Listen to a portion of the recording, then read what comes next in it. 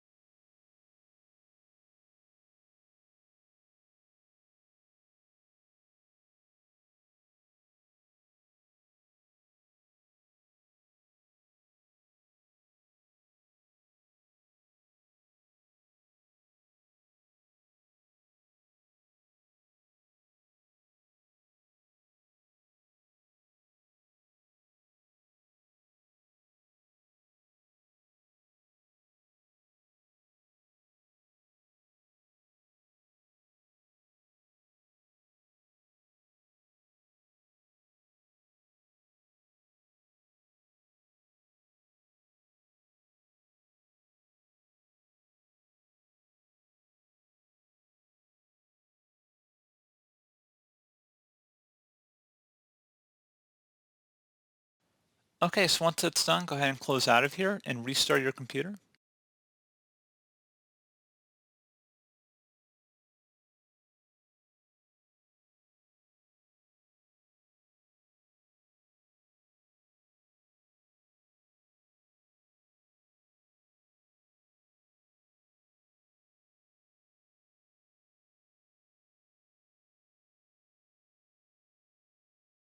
So there you go, guys, and hopefully your problem has been resolved at this point with the PCI serial port, and that should be about it.